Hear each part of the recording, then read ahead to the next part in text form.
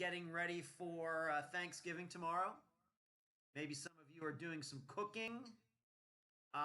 Maybe some of you are packing stuff. Maybe you need to drive to some family members tomorrow, packing stuff in the car, making sure you don't forget anything. Maybe you're trying to make sure that your kids get in bed at the proper time so you can get up early and get on the road. And I just wonder. Hello, Concha. How are you doing this evening? And maybe some of you are preparing your house for relatives that are coming over. Maybe they're even going to be staying for a few days. And if that's the case, good luck with that. Hello, Heather and Jasmine.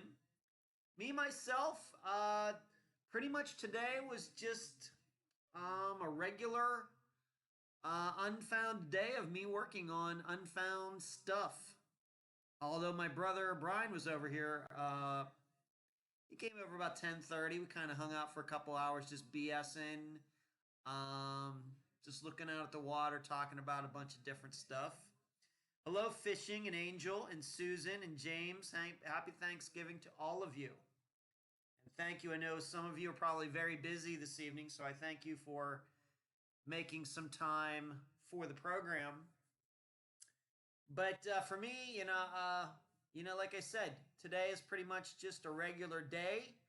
Finished up Friday's episode today.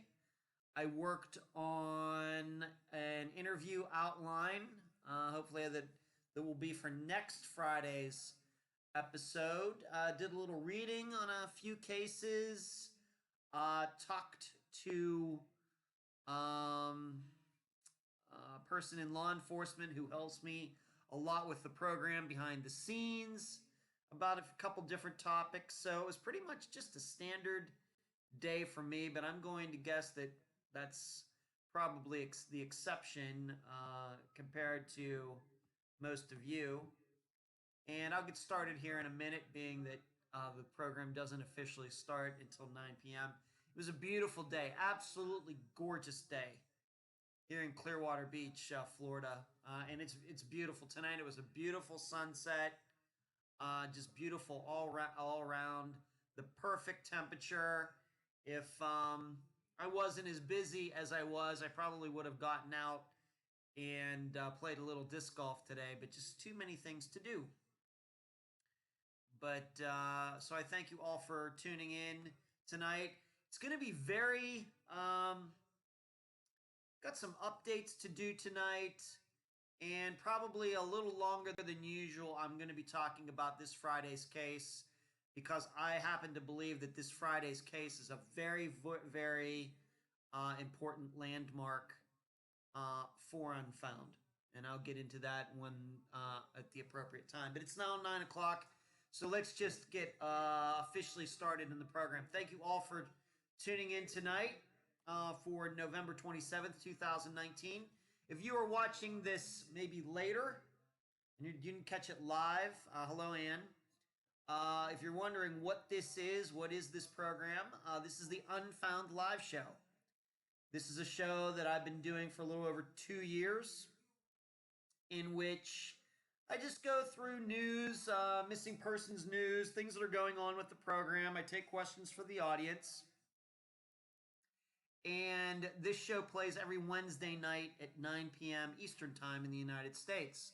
So if you're just happening upon Unfound, the Unfound YouTube channel for the first time, and you'd like to catch this show live, it plays live on Wednesdays at 9 p.m. Eastern. Hello, Cherie. Thank you for watching over everything this evening. I deeply appreciate it. Miranda, Lisa, thank you all for tuning in.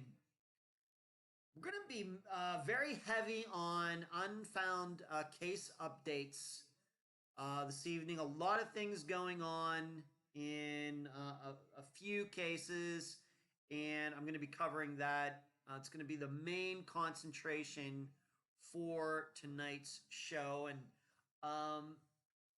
as I think all of you know, I wish I could bring more updates to you.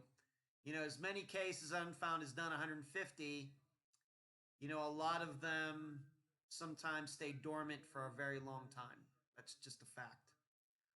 But I'm glad to be able to talk about some more updates in this show. And of course, these updates, I'm planning on doing another update episode. Um, Either it'll come out the last Friday in December, and I don't even know when New Year's Day is. I haven't even checked that. But maybe I'll make that a New Year's Day treat or something like that. And I really haven't decided yet. But it's going to be late December, early January when the next update episode comes out. Of course, the last one came out end of August. But I think every 4 months is probably going to be what I'll be doing, what the intervals will be for those updates episodes, where I take all the updates and just put them all into one episode. And of course, probably an episode like that's going to be 2 hours, 2.5 hours long. Valerie, good to see you tonight. Michelle, thank you for tuning in. For me, I don't know what all of you are going to be doing for Thanksgiving. I am going to be going over to my brother's, who lives over in Largo, like it's kind of in that direction. And it's like a 15-20 minute drive. His wife will be cooking, so I'll be over there watching football.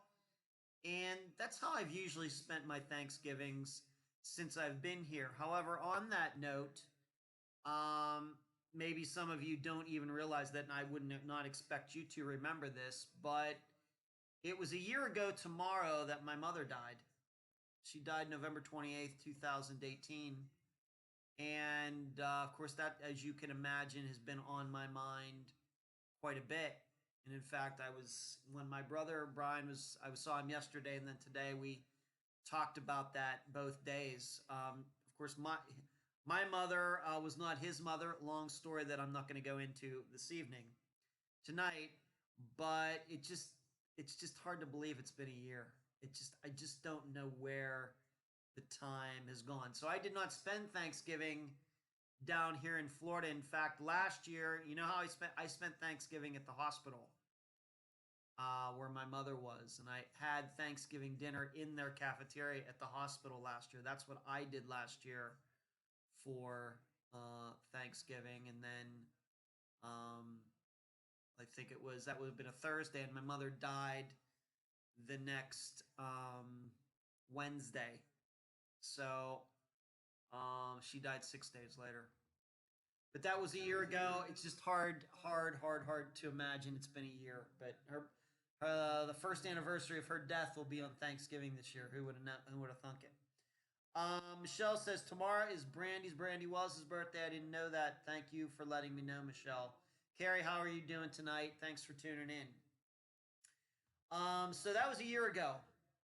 And as you would expect, I do miss her. I miss talking about her. But as I said back when it happened in the first episode that I did after my mother died, that me doing Unfound is my way to honor her, because the last conversation that I ever had with my mother was about the program. That was our main topic of conversation the last time that I talked to her. So there you go. But it's just hard to believe. But a year later, things are good. I'm good. My dad's good. Family is good. 2019 has been a spectacular year. I mean, it couldn't get any worse than it was last year. 2018 was a horrible year. But 2019 has been a really, really good year, and I hope that continues for a while. So as I have Thanksgiving tomorrow, I know I'll be thinking about my mother. My dad's still in Pennsylvania, but I anticipate him being down here within the next few weeks, probably. So that's what went on a year ago, but everything's a lot better now. Everything has progressed, gotten better since my mother's death. Let's talk about the poll. I always do that on Wednesday nights. I always like to talk about the poll that I put out in the discussion group, because I like to see what people take away from an episode, see what impressions they get from listening to the interview, my summation, their own opinions, and I think it helps the list or the guests themselves to see what people are thinking. Well, of course, last Friday we covered the disappearance of Ronald McNutt, and I know many of you went to the YouTube channel to watch the video that I did detailing the map and all of that. I hope you found that helpful. But the majority, although it's just by a little bit, the most popular choice is that Ronald was murdered, and it probably is him in the truck, but somebody might probably killed him and pushed him and the truck over the ledge at that spot on the road. I have to tell you, I'm very surprised by that choice. Because that is surely a possibility, surely. But I guess my perception is that those people who picked that are putting a lot of emphasis. They're really buying into or believing this eyewitness account along with the behavior of the wife after Ronald disappeared. I mean, they're really relying a lot, I believe, on those those two pieces of information. I'm not sure if they are facts or not, but they're relying on those two pieces of information. Whereas I have to tell you, I don't. I'm not, but it's not the first time that you, the listeners, a majority of listeners, or the group, at least the people who voted in the poll, come to a different conclusion than I have. That's very common, and that's fine. Lisa says the first anniversaries are hard. We lost my dad, ma'am. Lisa, I'm very sorry to hear that.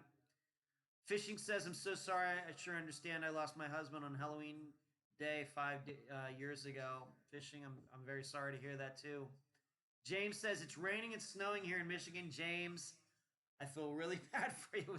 I'm telling you, it could not have been a more beautiful day here in Clearwater Beach today. I'm serious. Cherie says, we really had a good think tank on Sunday. You all should join us. Absolutely. We had a great discussion about Ronald's disappearance. And how do you get into the think tank? You become a premium Patreon member by contributing at least $12 a month on Patreon to Unfound. That's how you get in the think tank. We would love to have you. Thank you for bringing that up, Shri. That the think tank takes place on Sunday evenings at 7 p.m. Eastern. It's hosted by me, but it's a much, much smaller group. You get a lot more one-on-one conversations going on there. Natasha says, I had major surgery 1 year ago. Know what you mean. Better now, but not the same. Well, I'm glad you pulled through that, Natasha. Natasha? Or is it Natasha or Natasha? Valerie, it's rainy, windy in Vegas. We may get snow. Valerie, I lived in Vegas for 13 years, and I would say it snowed 6 out of the 13 years while I lived there. And in fact, I think it was 2000, let me think, 8? I'm thinking 2008 into 2009. That was one of the heaviest snows.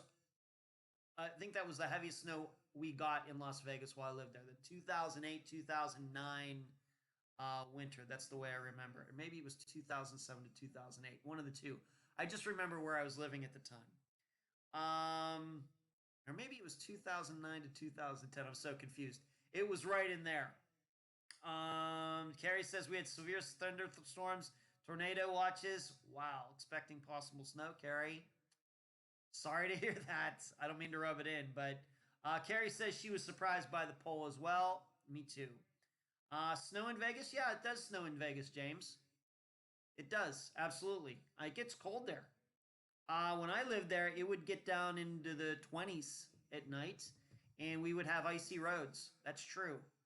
That's true. Valerie says, yes, it happened. James laughs. Raising, hi, y'all. What's going on, John? Yep. Wow, never knew that. Oh, yeah, James. Yeah, it does snow in Vegas. Absolutely. For sure.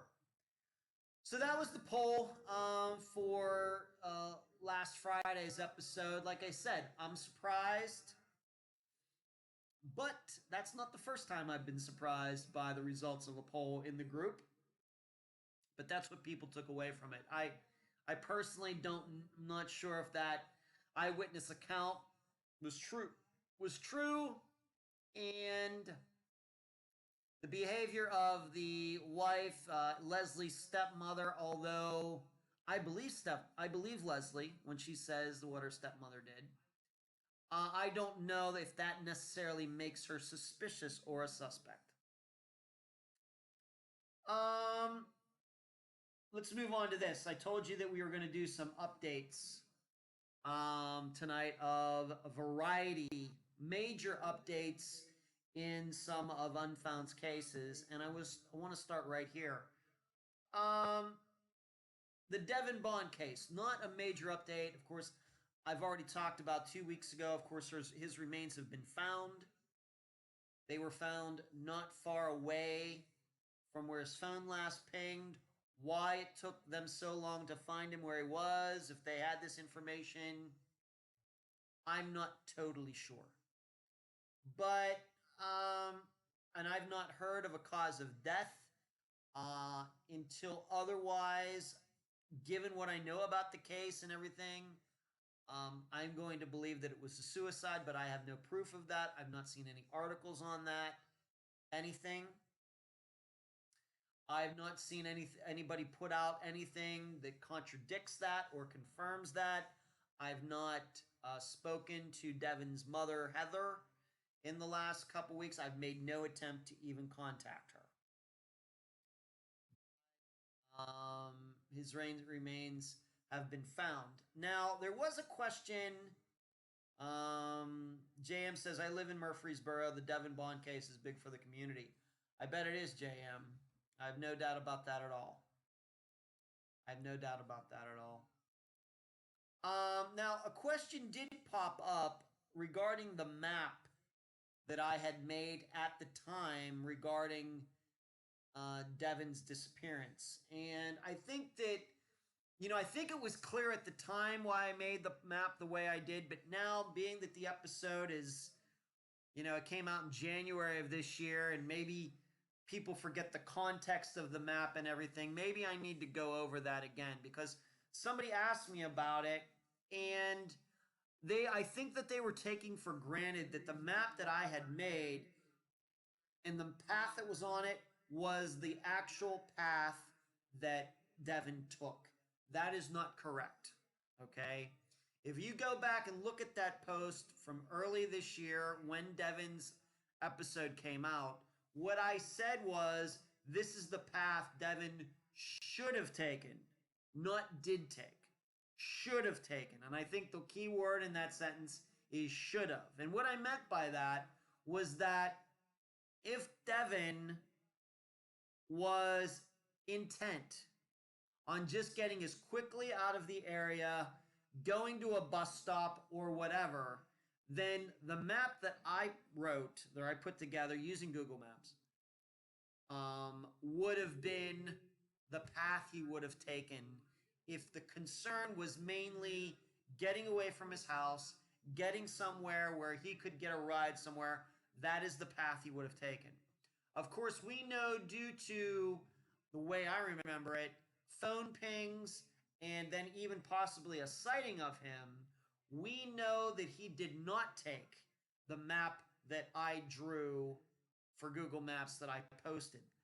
All right, and I did not. I don't know what I was thinking at the time, but I don't think that I posted that map necessarily. I don't remember. I have to admit, I did not go back to try to find it. But nobody should think, if you go back, now that Devin's case has gotten all this new attention, if you go back and look at the information that Unfound put out about it, don't look at that map and think, oh, this is the way he walked. It is not. That's the way he should have gone. We do know, though, that he did not take that path. And what I was trying to illustrate is that there is a difference between the path he should have taken and the path that he did take. What is the reason that he took that different path? It couldn't have been because he was worried about time. And I think what that meant to me at the time, and I think to other people, is they were leaning toward the idea that Devin might have harmed himself, being that he did take this very out of the way path instead of just taking a path that would have taken him quickly away from his house, etc. All right. So I just wanted to, clear that up.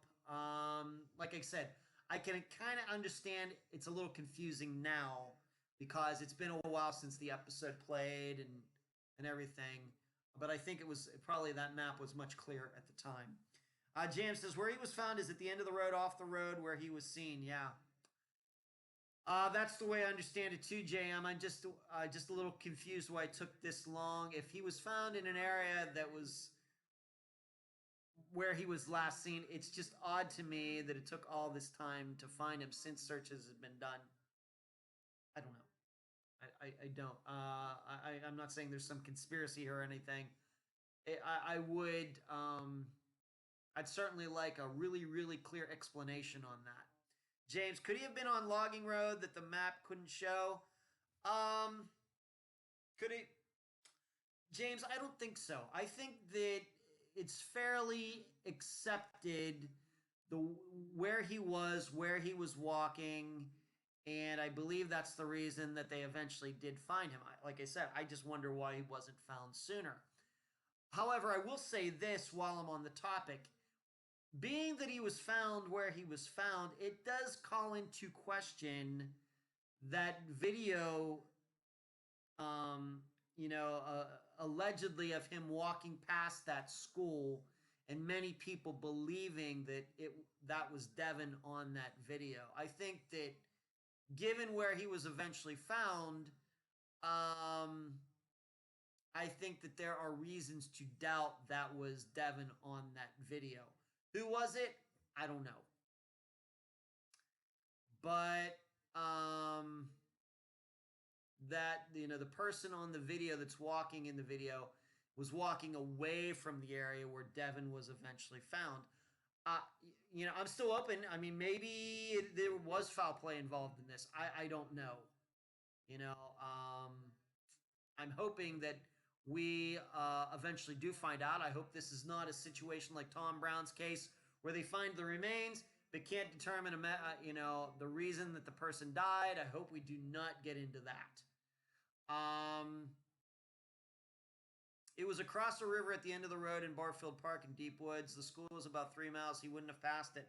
See, that's what I thought too, Jam. I just, I don't know what to make about that. Once again, I've never been to the area, so I can't say. Thank you, Zebra. Thank you, Laura, for under the weather, but you made it. Well, thank you, Laura. Thank you for doing that. You just sit back. I don't know what you got, but maybe some hot tea or something. Just sit back and you can just listen, and I'll do all the talking.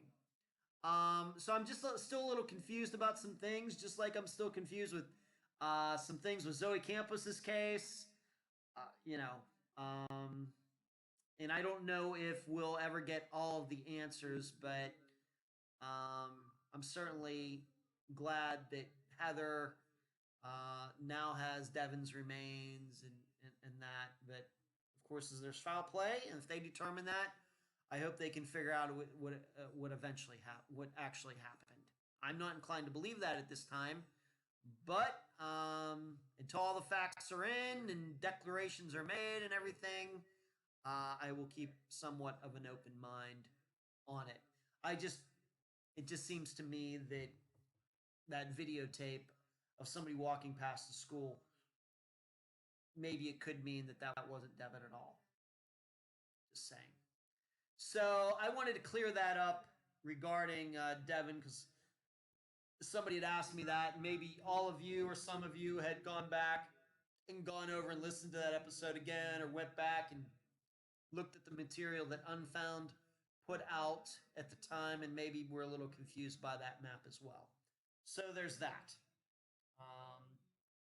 If I hear anything more, if Heather contacts me or I have an occasion to talk to her, and if I think it's something that can be made public, I will surely let you know. Laura says, sinus infection. Oh, those are bad. Ugh. And that's what I'm doing. Curled up with some hot tea and Unfound. I love some hot tea. I'm not a coffee drinker, but I love my hot tea. The problem is hot tea in Florida seems a little strange. Okay. Next case I want to talk about is the Laura Bible Ashley Freeman case. Within the past week, and there were posts about it in the group, and there were national stories on it. Not far from where the Freeman house had burned down, police had brought in an underwater camera and dropped it into a mine shaft. And they went down in there. I guess maybe this thing could move around some and everything. It wasn't just, drop it down by gravity, but it seems to me that it was dropped down and then there was water, and so it was underwater, kind of, zooming around, looking for everything. And nothing was found in this particular mine shaft. Carrie says, "What? You don't drink coffee? What's wrong with you?" Well, there's a lot of things wrong with me, Carrie, if you don't know that already. But no, I don't drink coffee. Um, but they dropped this camera down in there. Now, the reason they picked this particular mine shaft, the way I've read it, is that there was a witness who says he saw two of the men, conveniently the two men who are suspects but who are dead now, at that mine shaft, around the time that Laura and Ashley disappeared, around the time that the house burnt down, around the time that Ashley's parents were murdered. Now, what's not clear to me in reading the article that I did about all of this is I'm not sure when this witness actually came forward. If the witness came forward back at the time, why didn't they do something back then? On the other hand, if the witness came forward within the last year, why did the witness wait this long to come forward? I have to tell you, I'm very doubtful about this.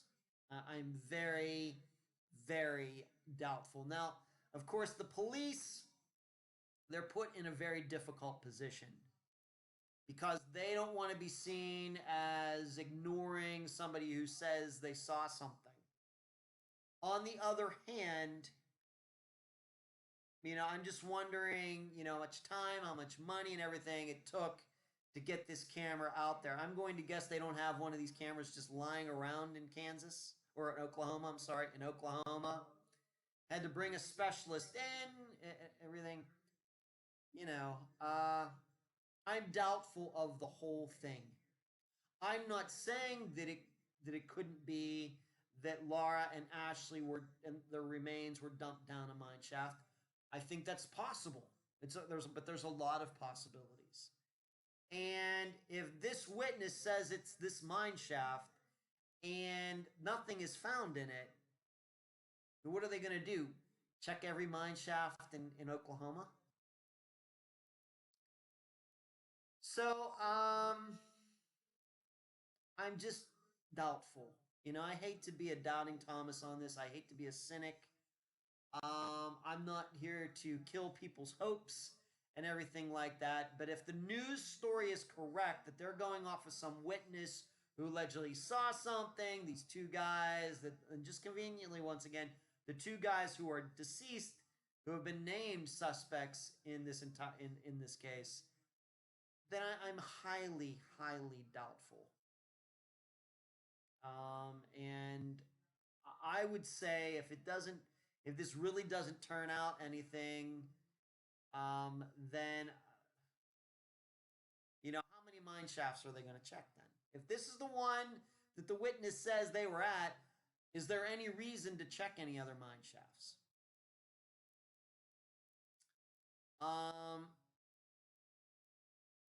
Mandy's in Orlando. She said she's running behind, but it's not snowing in Orlando. I'm sure you have beautiful weather over there like we had today, Mandy. Carrie says, I hope that it still brings answers to the Bible and Freeman families. I hope you're right, Carrie. I hope that was the only issue, equipment availability. And Shuri says, thing is, they got to check.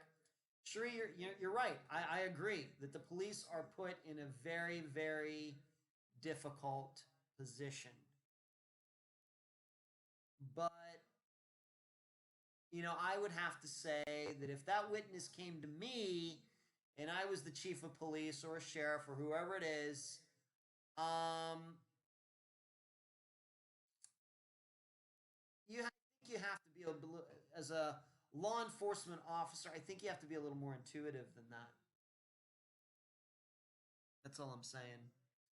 I'd ask, well, what were you doing here? Why did you see this? Why didn't you come forward? Or, I'd really, really grill this person before I got anybody to bring in cameras and specialists and everything else.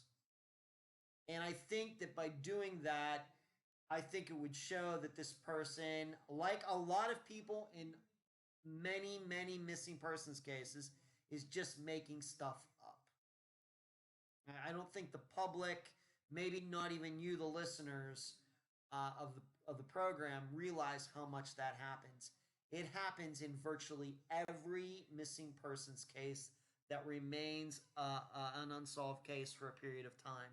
All sorts of people coming forward saying they know stuff and they don't. It's very common. So I have to say that I'm doubtful. I'm not happy about being doubtful, but just the way the article reads, my experience, etc., I just don't get a very good feeling about it. Um, Carrie says, right, Tree, even if it's just another check mark on the to-do list. Um, Once again, I agree. But on the other hand, another witness comes out and says, this mine shaft over here, then that mine. I mean, how far are we going to take this? And I think there should just be a general rule that any witnesses come out of the woodwork after a certain period of time, they should just be ignored. You know, I know that that's probably not what a lot of families want to hear and everything, but the problem is this: if you take these people seriously, then it only encourages more of this behavior from the public. That's the problem. Listening to these people with dubious sources, dubious backgrounds, not coming forward at the time and everything. When you listen to these people and take them seriously, it only causes more people like that to come forward in other cases to further mislead people on different cases. I think at some point you just have to say we're not doing this anymore. It's like reward money. For all intents and purposes, reward money doesn't work. Now, once in 1,000 cases or something, it does work. Really, all reward money does is bring kooks out of the woodwork, hoping they can lie to police and dupe them into getting the money. That's what reward money does. It doesn't help solve cases. It doesn't. Um, Carrie, but if you don't do it, regardless, fans think they don't care and won't follow up. Well, Carrie, I think that's where the police have to be put in a position where they have to explain to a family. They just can't tell the family we're not doing it. They have to be able to give the family a reason. And the reasons are these. The person waited 15 years to come forward. The person couldn't, I'm just theorizing, okay? I'm just telling you what I could glean. What was the reason that this person saw these guys? If these guys were doing something illegal, why would they allow someone else to notice what they were doing? What was this person doing so close to this mine shaft that I'm sure is probably on, private property, or it's blocked off by a fence so nobody just comes walking around and stumbles and falls down into the hole? What were they doing there? Once you start asking these questions, then from that, you could probably tell that this person's just making up, and that's what you tell the family. That's what you tell them.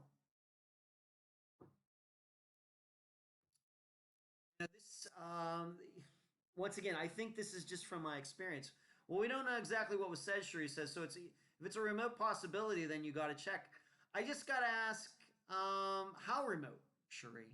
If it's a remote possibility, how much remote does it have to be before the police can say Well, you know what? We're not going to follow that. We're not going to do it.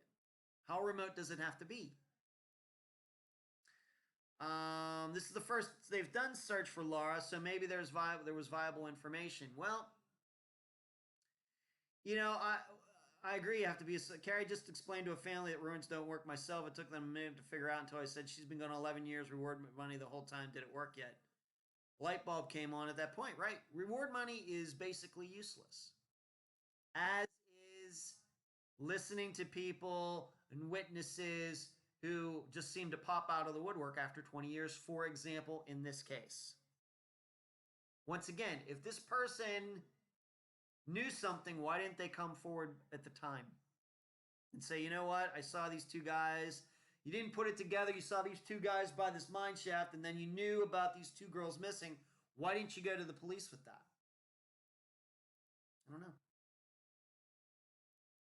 Well, Cherie says, I don't know, Ed, but if it's my child, I really don't care how remote. Well, um, yeah, I guess what I'm saying, sure, is you use the words remote possibility. If it's a remote possibility, once again, how about no possibility? You know, what I'm saying is that police should not be slaves to people who just come forward and make stuff up. You know, I realize it's easy for me to talk. I don't have any kids, but um, here's the point. What does it mean then when nothing is found in this mine shaft? What's it mean then? And does this then mean that, what if the person then says, well, you know what? No, it wasn't that mine shaft. It was this mine shaft over here. Oh, no, wait a minute. It was this. I just think there has to be a line where, you know, um, there has to be a line drawn in the sand when it comes to people coming forward and being able to give police information years and years and years after the fact. Um, that's all I'm saying. But I think that, I want you to know, I happen to believe because I've had these conversations, not on the air, not on recordings, but um, you can block that one, Cherie.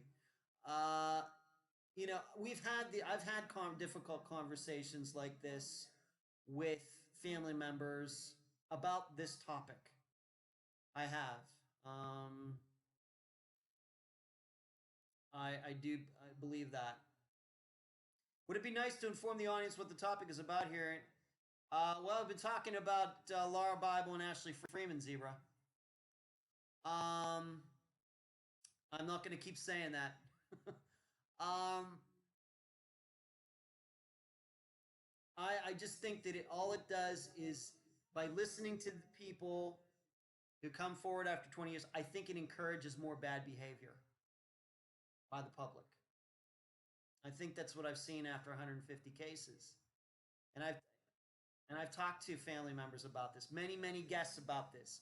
Well, this person came forward after 10 years and said this. And then I tell them, well, here's probably why it's a lie. These reasons. And as as I've said many times regarding not just, virtually all the cases, if the police were to act on every tip they get about every missing case ever, every police department would be broke in the United States. The FBI would be broke. The state police would be broke. Local police would be broke. Every one of them would be broke. So there has to be a line somewhere. Has to be. I don't know what exactly it is, but there has to be a line somewhere.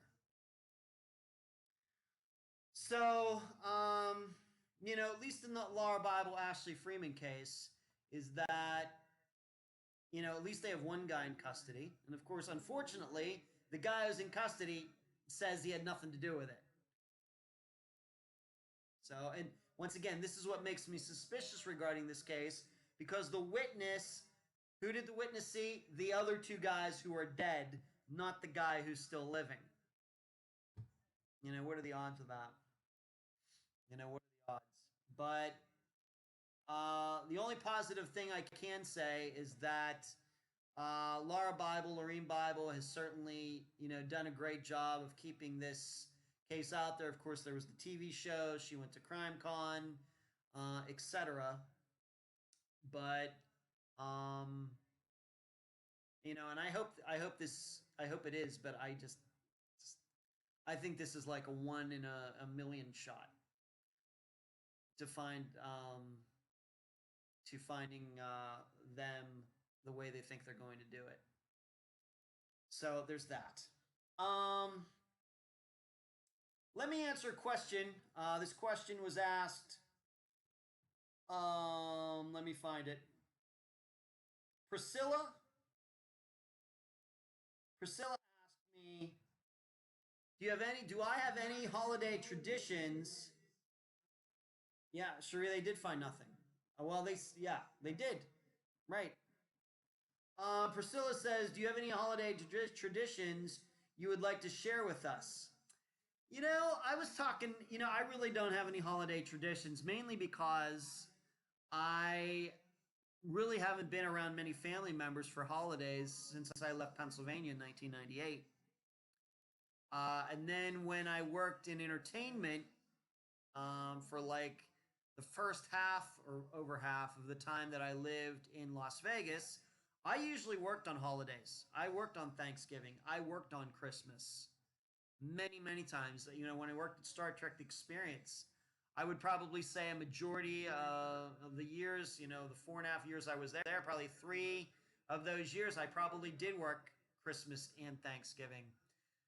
So I really don't have any traditions because I really haven't been around much family and over the since I was like 28 years old. Back before that, when I lived in Pennsylvania, when I still lived at home, of course I went to my grandparents and my aunt and uncles came over, etc. But as I was telling my brother Brian yesterday, that family, and once again, biological brother, but from another family, long story. But the difficult for me for when I would go to family functions back then in Pennsylvania is because I was the only person in my age group. So you'd have my parents there, you'd have my aunt and uncle there, and they had kids, but my aunt and uncle's kids were like 13 and let me see, about 15 years older than I am, and then they had started having kids. So I was just in this weird age where I really didn't have anybody in my family who was around my age. And that made, for family functions, it got a little boring. Love my family. Big Thanksgiving, Christmas, and things. Really didn't have a lot to share. Couldn't talk to anybody around my age about music, about sports, about movies, about girls, nothing. So it was probably holidays changed when I went to Las Vegas because I spent it around my coworkers who became my friends. And I would actually say, no offense to my family and everything, but holidays got immensely more interesting when I went to Las Vegas and was able to be around people my age and we're working together and they would make turkeys for us and etc. So, but I really don't have any traditions. Even here in Florida, it just depends. Sometimes my brother and his wife, they go to Pennsylvania for holiday. Sometimes my brother goes out and sees his kids in Oregon. So it just depends. I really don't have any traditions. It's just play it by ear.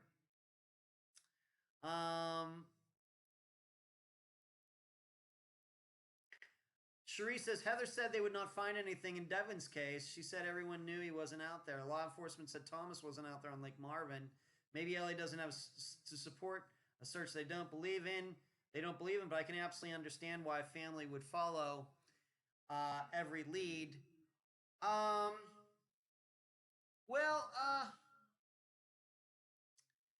I guess the difference is, Cherie, is that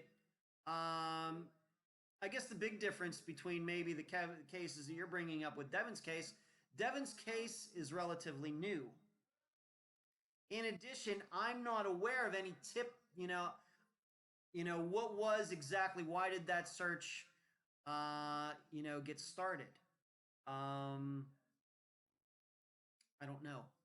I think, my understanding is I seem to maybe understand why the search in Laura Bible and Ashley Freeman's case got started and everything a little bit more than in Devin's case. I would also say that bringing in people for a day to walk a particular area is different than bringing in a specialist with a camera, setting it up, putting it down, and those people don't work for free. Whereas searchers are usually volunteers. I guess that's kind of the thing. Is now as far as Thomas goes, um,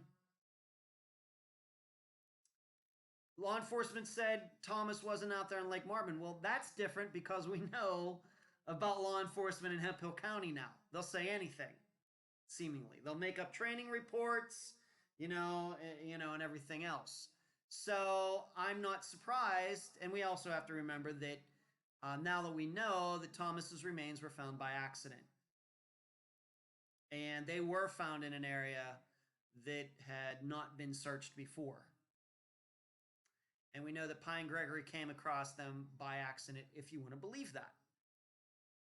Um, there's nothing stopping anybody from if family want to put up their own money to bring in a camera and everything else. Hello, Full Metal. Then that's one thing. Mandy, is your dad coming down soon? Maybe Christmas? Sorry if you said Home Alone blasting in the background. I didn't hear that. No. My dad's going to probably be down here within the next few weeks, Mandy. It all depends on how far his college football team goes into the playoffs. And the playoffs start this weekend. He will stay up there as long as they're winning. Don't get me wrong. I realize this search topic and taking leads seriously and tips seriously is very, very difficult. Okay, I get it. There are no easy answers. I get it. But you start getting out to a disappearance that's 20 years old, and then and either the person came forward and their lead was ignored, or now they're coming forward. The odds of that leading is so remote that and then once again, I don't like rewarding bad behavior when it comes to people coming forward, not having good explanations of why they wait and everything else. No, I do wish that the write-ups for these things would be a little bit more intricate. Why did the person wait this long? Who is this person? Why, But just on the surface, having read quite a few missing persons articles now, I think that you can read between the lines and say the source is dubious. So let's move on to the next one. And this is Teresa Butler's case and her disappearance from 2006. A man has been arrested for her disappearance, and I'm guessing murder, even though her remains have not been found yet. His name is Melvin Hufford, and his nickname is Cricket. And if you remember, back in May, there was a house that was searched, and it had to do with Teresa Butler's disappearance. Well, that was his house at one time, and the police went in there, and they were taking things out of the house. Now, Melvin is claiming that he went over to Teresa Butler's house that night while her kids were there, and there's another guy, although this other guy has not been named, and they were shooting up meth. And he claims that Teresa had a bad reaction to the crystal meth, I guess you could say overdosed, and died. And then he says he and this other guy panicked, and so they decided to make it look at like a robbery, taking the camcorder, taking the video game consoles, and then going out to her Jeep and taking the radio. Um, Now, the way the article reads regarding that is that he has been a person of interest from the beginning, from the time that she disappeared. Why that is, I don't know. Now, you will recognize that if you go back and listen to my interview with Amy Lacey very early on in Unfound's life, it's probably one of the first 20 episodes, I'm going to say. Maybe even first 15 episodes that I did. Melvin Hufford's name did not come up in that interview. However, Amy did know about him, but I get the feeling that she wasn't really ready to come forward with that because he was still a free man, and, a lot of things going on. Dangerous guy.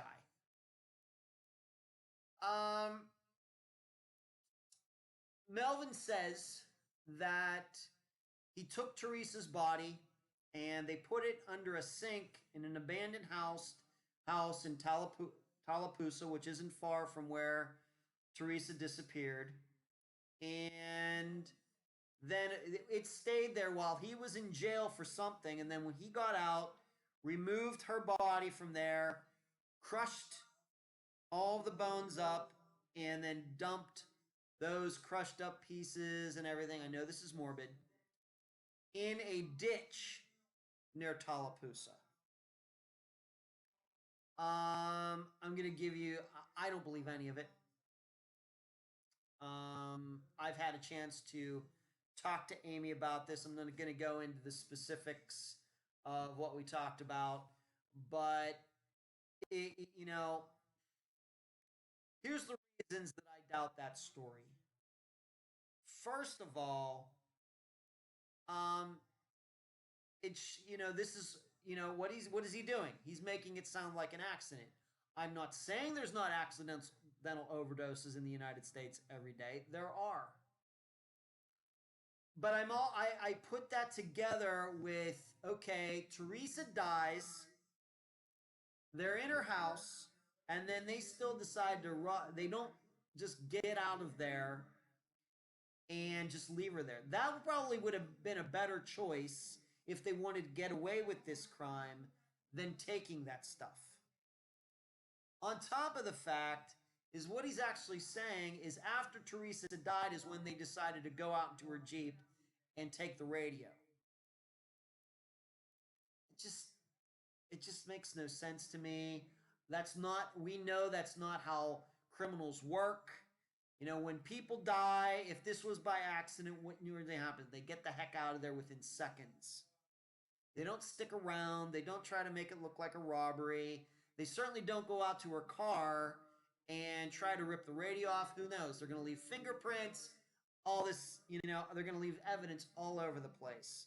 They could have just left her there and got the heck out, but they didn't do that. And the explanation is very, very self-serving. In that the Melvin said, oh yeah, I was there, but she died by accident. Whereas being what we know that stuff was taken and that Teresa did disappear, I'm more inclined to believe what I think most people have thought all along. That Melvin and this other guy showed up to rip off the place, Teresa got in the way of it, and they killed her. And I think I can say this. Amy, who was Teresa's best friend, never could ever believe, ever suspect nothing that she would ever do crystal meth, would ever hang around to be around a guy like Melvin Hufford, who was a total loser, total bad guy, that she would ever let a guy like that into her house with her kids around. Amy totally rejects that. She goes, either that or I did not know my best friend at all. And I'm inclined to believe Amy. So I think Melvin's just trying to tell a story to cover his butt. I don't believe that she overdosed. I don't believe that she ever did meth. And I don't believe that her body was all crushed up and they dumped her in a ditch. I don't believe any of it. I just don't. Um, and this goes back to, I guess, what we were just talking about. How seriously do you want to take, do you want to check every ditch in Tallapoosa for Teresa's remains? When you kind of realize that the person telling the story is telling a story that's very convenient for him, saying, "Oh, I didn't kill her, she overdosed. Yeah, I brought the drugs, but we had done it before, and she never had problems with this dose before, so I shouldn't be responsible." That's essentially what his story is. So I just have, there's never been any story about any drug paraphernalia in the house.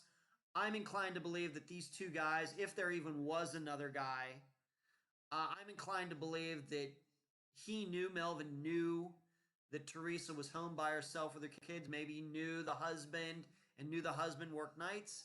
And this was the night that Melvin was going to go over there, rip the place off, get some stuff, sell it for drugs. And he got caught in the act. And plus, maybe he was thinking, even if I get caught, Teresa's the only one here. Well, I can overpower her anyway. That makes more sense than the story's doing. What the stories he's telling. Remember, criminals lie. That's what they do. So, um, Carrie is saying, I think he is full of crapo. I agree, Carrie. Jasmine, totally agree with you about Teresa's case. Yes, and JM agrees. This is, you know, um, this is just another version of blaming the victim.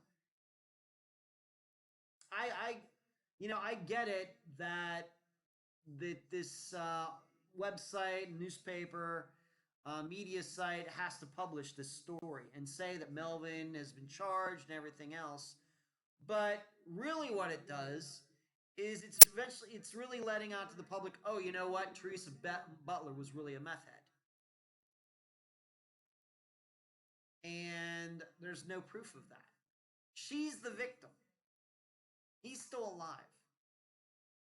All he's getting to do by them quoting what he said is slandering and making the missing person, the woman, mother of two, look bad. So, and that's probably what he wanted to do. And he probably knew he was going to be listened to, and he probably knew they were going to print it. And so he's rewarded for telling that story. He gets to badmouth Teresa, and it gets printed. Now, how do you stop this stuff? I think this goes back to the Laura Bible Ashley Freeman case. Don't take these people seriously. Just say that he was caught and don't say what his version of the story is because it's just not believable. Now, if you find proof that Teresa Butler was into that and it starts to become more true that Melvin could be telling the truth, that's when you print it. Just don't print anything these people say because what they're going to do every time is slander the victim who's not here to defend herself. Now, Angel says victim blaming. Absolutely true. Absolutely true.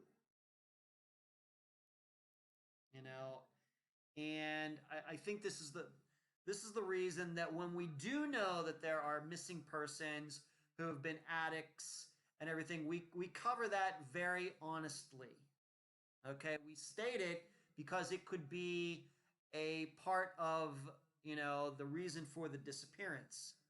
But nothing I have ever encountered in Teresa Butler's case, anybody has said that she was into drugs. Nobody. Nobody. So it just bothers me a lot. It just bothers me a lot. What I have written in my notes here for this is typical story of a person trying to avoid responsibility I said, would Melvin really stick around to take a radio out of a Jeep after Teresa was already dead? And I continue to believe the original theory was correct. That this was one or more people who went over there to steal stuff, and she got in the way of it. Hello, Emma. Uh, but I'm glad there's somebody in custody. He seems like a pretty good suspect to me, but I am going to doubt that they will ever find Teresa's crushed up remains in a ditch anywhere. Because if he's going to victim blame and blame Teresa, oh, she's the one who overdosed, then I had to clean up her overdosing because I didn't want to get in trouble, then there's no reason to believe anything after that. Him putting her under a sink, him putting her in a ditch, it's all suspect if he's willing to victim blame. Now if he can give proof that he had been over to Teresa's before and they had shot up meth before and everything else, I'm certainly willing to look at what he has to say. But I think at this point, it seems this is just his word. A guy who's been in and out of the jail his entire adult life. All right. I'm over that rant.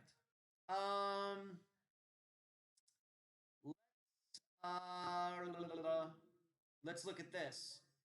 Marcy asked me, and we'll get into the final update of an episode that I want to do, and then we'll get into this Friday's, what's going to be this Friday. Marcy asked me, you do such a great job interviewing people. Do the TV networks contact you and offer you TV gigs? Well, no.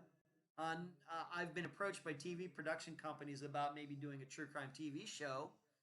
That's happened a few times the past couple years, 2018 to 2019. Of course, nothing's happened yet. If it does, it does. If it doesn't, it doesn't.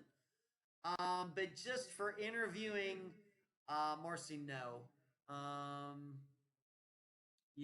As I think I stated when I did the Steve Pankey interview, the reason I did that is because he approached me. And I did that because I think I have a responsibility as a reporter that if a person of interest in a case, wants to be interviewed, I'll do it. But as I've stated many times about Steve Pankey, the only way I'm going to interview people like that is if I can ask the questions I want to ask. And the interview is going to be conducted the way I want to do it. Otherwise, I'm just not interested. I don't care how much publicity it's going to get. I don't care how many downloads it's going to get. I don't care if it's going to put me on the national map as interviewing people. If I can't do the interview that I want to do, I don't do it. Period. Trust me, I have enough things to do. I have enough people to talk to. I don't need more. When I say I don't need more people to talk to, my calendar is usually full with work. But I have a responsibility. If somebody like that approaches me, then I think I have a responsibility as a reporter to do it. Only if I can do it my way.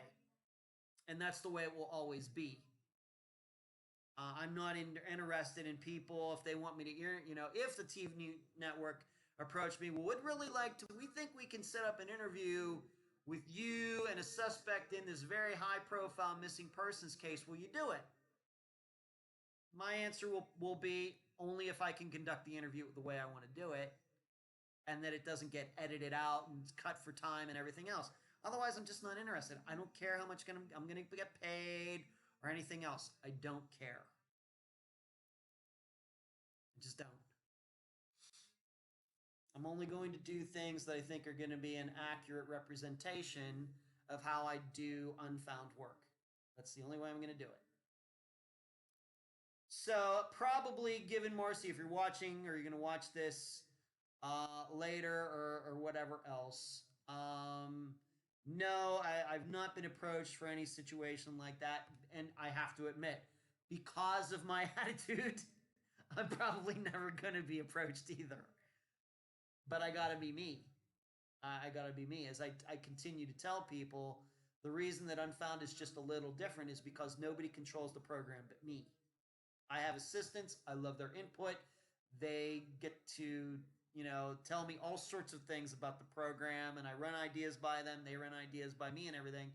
But ultimately, I'm going to run the program. I want to run it. And if I can't do it that way, I won't do it. And so if other people are going to ask me to do things, then that attitude has to continue. I know if they're approaching me, it means I know more about interviewing people than they do. And so they can be responsible for the TV production, and I'll be responsible for the interview. You do what you do best, I'll do what I do best, and we'll all be happy. Don't tell me how to do my job. I'm not going to tell you how to do your job. So there you go.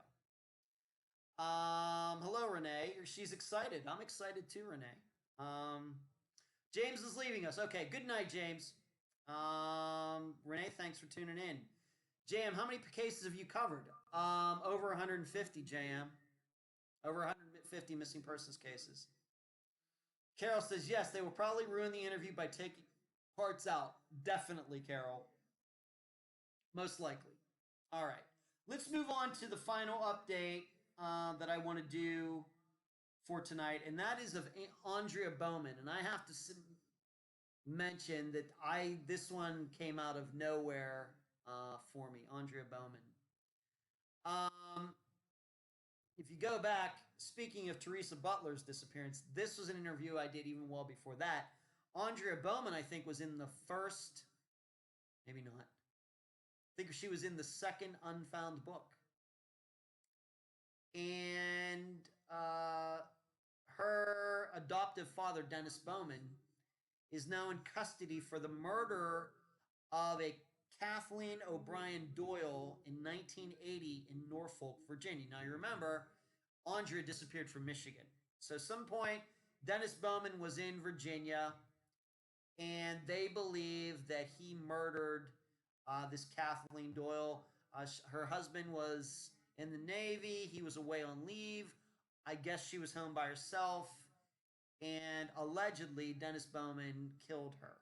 Now, what brought them to him almost 40 years later, the articles that I've read haven't said that. I'm going to take it for granted with some sort of DNA. I don't know that for a fact, but that makes a lot of sense given everything that we know has been going on the past few years with ancestral DNA and being able to go from this person to this person to the actual person who committed the crime, like they did in the original Night Stalker case. Now you should also know I haven't had an opportunity to go back and listen to my interview with Kathy Turkanian, Andrea Bowman's biological mother, and I'm not going to get into all the facts and all of that tonight. If you haven't listened to that episode, just go back and listen to it. It's very early on in Unfound's existing. Go to the Podomatic app. All the episodes are there or on iTunes. Kathleen Doyle's name, to my knowledge, did not come up at the time. Maybe it did. When I first saw it, it doesn't ring a bell to me. I could be totally wrong, but the way I remember is it did not come up. What I do remember is that we talked about other charges that had been brought against Dennis Bowman in which he had done time and other things. But this Kathleen Doyle situation, 9 years before Andrea disappeared, is news to me. I think it was a bit of news to Kathy. Now, what is the really good part about this besides him being charged? And of course, there may be a trial. I don't know if he's going to plead guilty. We don't know right now. But the good part is now the police are able to go onto Dennis's property to look around. Sharia is saying, I read it was familiar DNA. That wasn't in the article I read, Sharia, but you may be correct. That would make a lot of sense. Marcus says, great to know you have the integrity to stand by your principles for the show. Thank you, Marcus. That's all I got is my principles. But the good part now is the police are able to go on to Dennis's property and look around. The reason this is significant, as was stated in the interview I did like 3 years ago, is that Kathy maintains that Andrea's remains are on that property somewhere. probably buried. And I can tell you back at the time that Kathy and I had quite a few conversations about how to get onto that property and look around. Of course, I never told her to do anything illegal, but we had thrown around some ideas of what could be done, back at the time. I've not talked to Kathy. I talked to her just within the last few days through Messenger, but I haven't talked to her on the phone in a very long time. But they're going to now get to look around legally, and I guess we will get to find out, hopefully, if Kathy's suspicions were correct. That Andrea was killed in the house by Dennis. His wife certainly knew what he did, and then he proceeded to bury the remains somewhere on the property to get rid of Andrea, and this happened in 1989. We may find out about that very shortly, or it may take a little longer. I just don't know. But this is something, like I said, that seems to me came out of nowhere. Especially since I had no idea that Dennis could even be connected to a murder, 9 years before Andrea disappeared in a totally different state. I knew he's a bad guy, not just because of Andrea's disappearance, but other things that he has been charged with and convicted of. But this is a very big deal. It's a very big deal. A big deal with Dennis Bowman, a big deal with Melvin Hufford. I think these are positive developments that hopefully will get us closer to finding the remains and finding out what actually really did happen to Teresa Butler and then Andrea Bowman. I've never had any doubt in either of those cases. I never had any doubt that Teresa was murdered because of a robbery, burglary, something like that. And I've never had any doubt, although I didn't know the person's name, but I've never had any doubt that Dennis Bowman killed Andrea Bowman. No doubt in my mind. But these things are tough to prove. Carrie, I would think when she was in service, they would have collected DNA, but I don't know if they did back then. Cherie says they are also talking to his wife. Well, we'll see, Cherie. I don't remember a lot about my interview with Kathy, but I do remember that she was fairly convinced that the wife was covering up for Dennis, has been covering up for Dennis the whole time. That knows that he's a predator, knows he's a bad guy, knows he's a criminal, knows he's violent, and has completely defended him all these years. So they may be talking to his wife, Cherie, but I just really don't know how much she's going to say. Just don't know. But a very positive development there, and to be able to finally go on that property, Kathy gets to see if her suspicions were correct after all these years, is certainly a big deal. Marcus says, I listened to that episode a couple times. This is surprising to me. I think from the standpoint of actually seeing Dennis Bowman, a mugshot being taken and everything, that is certainly surprising. That he is being charged in another crime and everything maybe shouldn't be a surprise. But being that it seems like it's actually happening and Kathy is, getting what she wanted. Of course, she didn't even know Andrea was missing until 2010, but she's been working for 9 years. It's certainly good to see, her get that. It's good to see that what she's wanted, she's going to get, and it's happening perfectly legally. She didn't have to break onto the property, or get in trouble and get herself thrown in jail. This is all happening legally. Shree says, I think they will be able to break the wife down now that he's arrested, hopefully anyway. Well,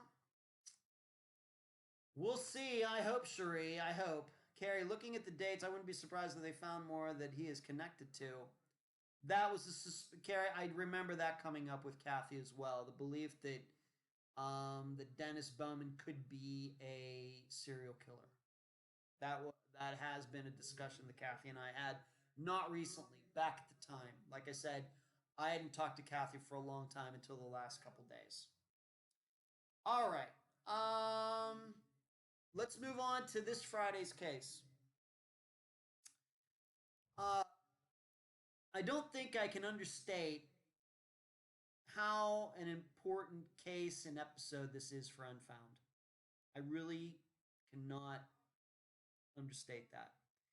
It's the disappearance of Cameron Remmer. It's not, I would say, a very well-known case. The only reason I think it's known is because Cameron's disappearance has been mixed in with 4 other young men who disappeared in San Francisco within a few years of each other, within a few blocks of each other. Those other young men being Christian Hughes, Sean Seedy, Sean Dickerson, and Jackson Miller, and then Cameron Remmer. They're known as the San Francisco Five, once again because they disappeared within a few blocks of each other, within a few years of each other. And the episode is going to be called Behind the Scenes. And I'll get to the reason for that in a second. The disappearance is October 6th, 2011. Cameron's mother, Valerie Sorrells, is the guest. And this disappearance, like I said, took place in San Francisco. The reason this is a big case for Unfound is because even though I know many of you are going to think, well, you know, Ed, you certainly did a lot in that Tom Brown case. You know, you looked at all that video and saw the sheriff's vehicle, something that hadn't been seen before, and you really brought a lot of attention to that case when it wasn't getting a lot of attention, and I guess that's true. And I think since then, I think Tom Brown's case has taken on a life of its own. Although myself and my assistants, we continue to work behind the scenes on that case and probably are doing a lot more than all of you realize. Probably. It's just we're not ready to come forward with it yet. But if you think that Unfound did a lot in that case, then what we've done in Cameron Remmer's case dwarfs that. I'm going to tell you now, but very, very few people know that I have been working on this case all year. Since I first talked to Valerie very early this year. And I was able to go back and talk to some of the people, the original witnesses, who saw Cameron that night at the Fairmont Hotel. I was able to track down a guy who worked in security at the time at the Fairmont Hotel, and he's been very helpful. I've gotten to talk to some people who Cameron met while he was in San Francisco. He's actually living in Southern California, but was up in Northern California, frankly, doing a drug deal that will be detailed in the episode. And the big thing that caught my eye about this case, the reason why, you may ask, and I explained this after the interview, why Cameron Remmer? Why not some other case that you've covered, Ed? What was it about Cameron's case that you decided to make it not quite a year, but, a 10-month, 11-month investigation, calling people, emailing people, trying to contact people, etc.? Two major facts. Well, two major facts that go together. The fact is that Cameron Remmer allegedly got kicked out of the Fairmont Hotel for unruly behavior. The other fact, and he got kicked out of there just after 11 o'clock on October 6, 2011. The other fact is that his phone usage stopped also right around that time. That caught my attention. And so I started, well, what does this mean? What could it mean? And you will hear after the interview. The episode, by the way, is 4 hours long. The interview is like over 2 hours long, and then my summation, in which I go through all the steps of how I got started, everything taking us up to the private today, to the present day, is about an hour and 45 minutes long. So get comfortable. um, but I thought I had to do it in that detail to explain why I chose this, how I went about it, the problems that I ran into, the people that I talked to, the people who I couldn't get a hold of, and why. I tell you about a person who I'm still interested in talking to who has blocked me on Facebook after they said that they were going to talk to me, then they blocked me. So this is why it's an important case. I realize that Unfound has done a lot to publicize cases. You know, there's multiple cases that after we covered it, it's funny how the police started taking families' phone calls again. It doesn't happen as much as I like, but it certainly does happen. Maybe a good example would be Devin Brown Bucetta's case. Nobody in the police department in Pittsburgh would even talk to her. Talk to Devin's niece until we covered the case. And now when she calls the police, the Pittsburgh police take her calls all the time. Just an example. But we want to get even better than publicizing cases. We would like to aspire to finding new information. Maybe information that is, good night, Jam. We want to get to the point where we're finding new information and bringing it to the public. We're looking for that information maybe that the police have missed, or it's information that the police got but they won't tell the public about. That's what we're aspiring to behind the scenes. Not doing a ton of it, but I think on Friday you will get to hear the best example to this point of it. So the reason this is called behind the scenes is not just, and you should know, is not just because you're going to get to see a little behind the scenes of what's been going on at Unfound. Yes, we're doing the episodes. Yes, I went to Canadian Texas. Yes, the books have come out. Yes, we do the think tank. Yes, we do these shows on Wednesday night. But on top of that, we have been working on a few different cases, this being one of them, behind the scenes trying to find more information. Simply because what we knew about the case, certainly we said to ourselves, we can't bring it to the public with something that's such a big hole in the explanation, the story. We have to look more into that. And so that's what we did. And I think what we've managed to do is take this big hole in this story and make that hole a lot smaller. We've been able to put in some pieces and say that we've talked to these people. And what did they have to say? I can tell you that Cameron's mother, Valerie, could not be more thankful about what we've done this year. She was certainly happy and ready to do the interview when I offered it to her a few weeks ago. I said, I think it's time we do this. And the reason we're doing this is because we've gotten to the point where we need some boots on the ground in California. We do. We need, it's things that just can't be done remotely. For example, from where I live in Florida, we need boots on the ground. I would like to find a worthy, trustworthy person of integrity, private investigator to get involved in this and go look down some of the, check out some of the things that I've found. For example, that's just an example. So it's to be called behind the scenes because we're going to be finally exposing something that's been going on behind the scenes and Unfound in a while. But it's also, the episode is also called Behind the Scenes because what we discovered is there were probably certain things going on behind the scenes regarding this case that have not been brought to the public. Okay, things that were going on behind the scenes in this investigation that I don't think anybody knows about. So,